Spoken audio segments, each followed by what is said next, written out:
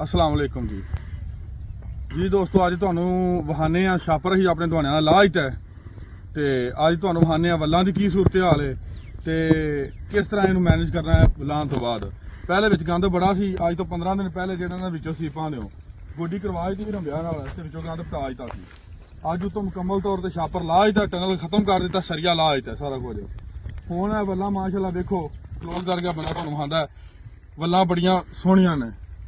इन्हां नूं हुण वल्लां नूं जनाब सारियां विचों फद के बड़े आराम सुकून नाल, क्योंकि इस दफा वल्लां वड्डियां हो गईयां सी, आपसे फस गईयां ने। इस तरह वल नूं लैदा लैदा करके इस तरीके नाल वल नूं कोठे दे उत्ते इस तरीके नाल लम्मी करके वल नूं कोठे दे उत्ते सीधी करके रखदे हैं।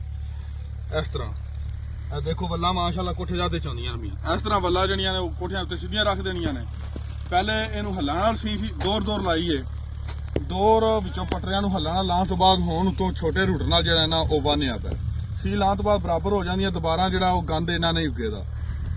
ते बाकी इंशाअल्लाह विचों गोड़ गया अज एक दफा कई नाल अच्छी तरह। ते सुबह पानी लावांगे। फर्दर मैं तुहानूं दस्सांगा कि जिहड़ा हुण छापर लाण तो बाद जिहड़ा पहले पानी लाण लग्गिया, इस पानी दे विच किहड़ी चीज़ तुसीं अपने फसल नूं इस्तेमाल कराओ तां कि अच्छी ग्रोथ होवे। यह ही टाइम तुहाडे कोल 1.5 महीना है। इस 1.5 महीने के रिजल्ट लैना है तो तुहाडे डिपेंड करता है। जिहड़े लोग कहते हैं वल्लां सड़ जांदियां ने, एक्सट्रा डोज हो जाती है ये वो, इंशाअल्लाह मैं तुहानूं दस्सांगा हैवी डोज होने नूं देनियां ने, कोई भी छोटी डोज नहीं देनी। वल जिहड़ी कड़ पक गया है, वड्डी हो गई है, सख्त हो गई है, कूली वल नहीं है, खरवी वल है, जड़ भी मजबूत है, तना मजबूत है, उम्र हो गई है वल दी। हुण इहनूं डोज ज़्यादा हैवी डोज देनी है इंशाअल्लाह, तो तुहानूं पता लगेगा कि डेली इहनूं कितना हुण फर्क पैंदा है।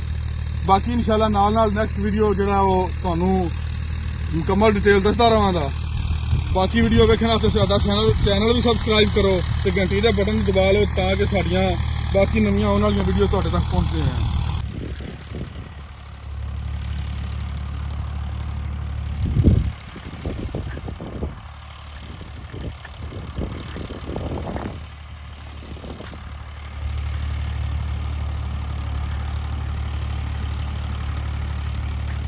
ਇਹ जनाब जिन्ने कोठे सी उन्होंने अंदरों जिहड़ा पहले हल्लाना वाया, हल्लाना वाहन तो बाद हुण छोटा जिहड़ा रूटर हुंदा है उस रूटर दे नाल चंगी तरह वाह के बिल्कुल जिहड़ा ना बराबर करदे हां फिर, तां कि इस तो बाद वल्लां जिहड़ियां ने ओह इहदे उत्ते आ जाणगियां। इह पटरियां दे उत्ते, इन्हां पटरियां दे उत्ते वल्लां आउण तो बाद दोबारा कोई भी गंद उगन की गुंजाइश ना रहे दी, वल्लां साफ सुथरियां रहणगियां, क्योंकि इन्हां उत्ते गल्लां आणियां होंदियां दुआने हुंदे ने। ते इस तो हुण सफाई करके मुकम्मल तौर पर हुण छापर लथ गया इंशाअल्लाह। वल्लां दी सूरत हाल बहुत अच्छी है।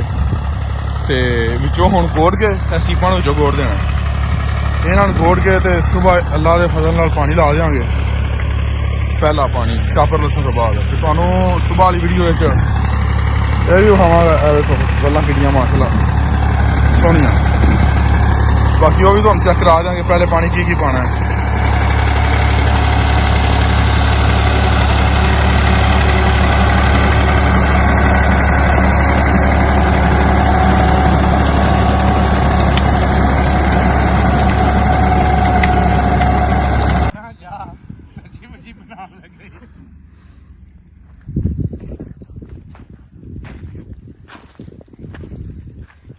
भाई दी बना ओ बैठा